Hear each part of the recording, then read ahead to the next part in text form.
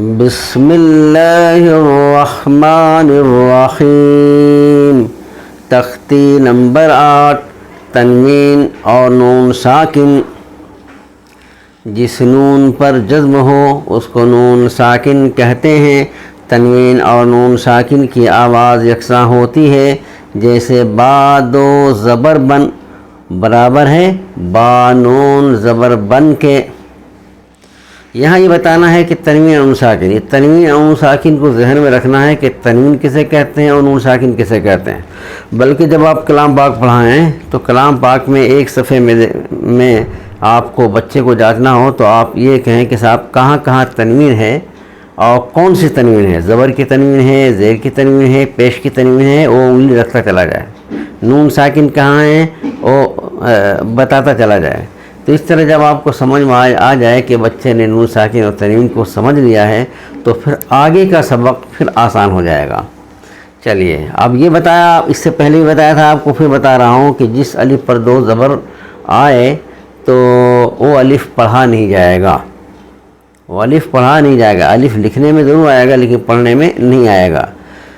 جیسے تا دو زبر تن، اب اس کو تا الف دو زبر تن نہیں کہیں گے کیونکہ اس پر دو زبر کی تنوین آ گئی ہے، اور قاعدہ یہ ہے کہ الف پر جب دو زبر کی تنوین آ جائے تو پھر وہ الف پڑھا نہیں جاتا، وہ الف لکھنے میں صرف آتا ہے۔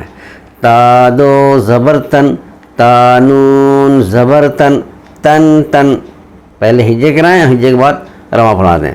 تا دو زیر تن، تا نون زیر تن، تن تن، تا دو پیش تن، تا نون پیش تن، تن تن، سا دو زبر سن، سا نون زبر سن، سن سن، سا دو زیر سن، سا نون زیر سن، سن سن، سا دو پیش سن، سا نون پیش سن، سن سن، جیم دو زبر جن، جیم نون زبر جن، جن جن، جیم دو زیر جن، جیم نون زیر جن، جن جن، جیم دو پیش جن، جیم نون پیش جن، جن جن، دال دو زبر دن، دال نون زبر دن، دن دن، دال دو زیر دن، دال نون زیر دن، دن دن، دال دو پیش دن، دال نون پیش دن،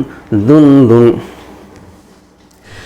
یہاں صرف یہ بتانا ہے کہ تنوین اور نون ساکن لکھنے میں تو یہ الگ آئیں گے، الگ ان کی شکل الگ ہوگی لکھنے کے اعتبار سے، لیکن پڑھنے کے اعتبار سے، آواز کے اعتبار سے دونوں کی ایک ہوگی۔ تو تنوین اور نون ساکن کی آواز یکساں ہوگی لیکن لکھنے کے اعتبار سے اور لکھنے کے اعتبار سے دونوں کی شکل الگ ہوگی۔ آگے مشق دے رہے ہیں، مشق دے رہے ہیں۔ آدن، عین الف زبر آ، دال دو زبر دن، آدن۔ سوء، سین واو زبر سو، حمزہ دو زیر ان، سوء۔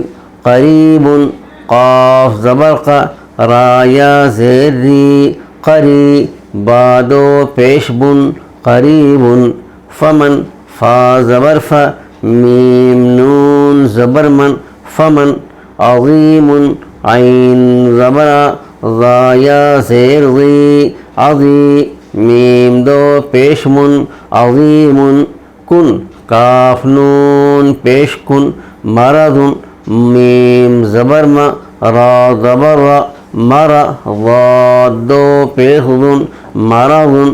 رسول، را زبر را، سین واو پیش سو، رسو۔ لام دو پیش لن، رسول۔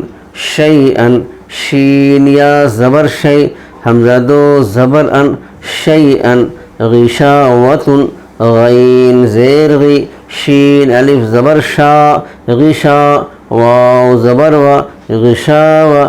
تا دو پیش تن، غشاوۃ۔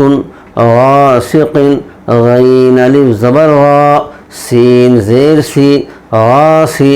قاف دو زیر قن، غاسق۔ ہدن، ہا پیش ہو، دال دو زبر دن، ہدن، یہاں پر ہدن میں جو یا ہے یہ یا صرف لکھنے میں آئے گا، پڑھنے میں نہیں آئے گا۔ اچھا، یہ تو رواں ہجے اور رواں دونوں ہو گئے۔ اب آگے اس کا اجرا اگر کرانا چاہتے ہیں تو کس طرح کرائیں گے وہ آپ کے سامنے پیش ہے۔ عادن، الف سے پہلے عین پر زبر ہے، الف مدہ ہوا، اس لیے الف مدہ کو ایک الف کے برابر کھینچ کر پڑھیں گے، جیسے آ۔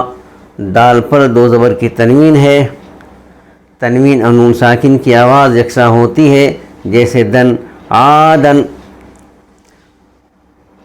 سوءن، واو ساکن سے پہلے سین پر زبر ہے، واولین ہوا، اس لیے واولین کو نرم آواز کے ساتھ جلد پڑھیں گے، معروف پڑھیں گے، مجہول آواز سے بچیں گے، جیسے سو۔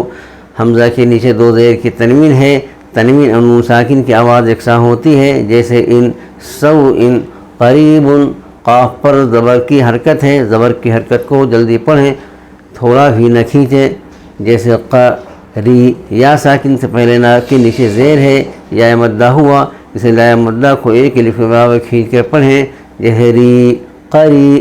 با کے اوپر دو پیش کی تنوین ہے، تنوین اور نون ساکن کی آواز یکساں ہوتی ہے، جیسے قریب۔ فمن، فا کے اوپر زبر ہے، زبر کو جلدی پڑھیں، تھوڑا بھی نہ کھینچیں، جیسے ف۔ میم کے اوپر زبر ہے، زبر کو جلدی پڑھیں، تھوڑا بھی نہ کھینچیں، جیسے فم۔ اور نون ساکن سے پہلے نون ساکن، ہاں یہ نون پر جزم ہے، اور جزم والے حرف کو حرکت والے حرف سے ملا کر پڑھتے ہیں، جیسے میم نون زبر من۔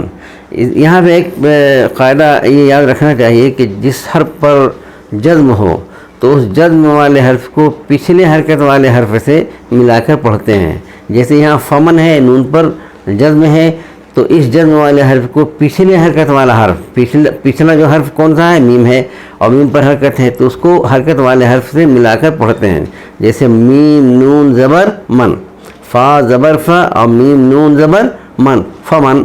تو نون ساکن اور تنوین کی آواز یکساں ہوتی ہے، تو اس طرح آپ اجرا کراتے جائیں گے۔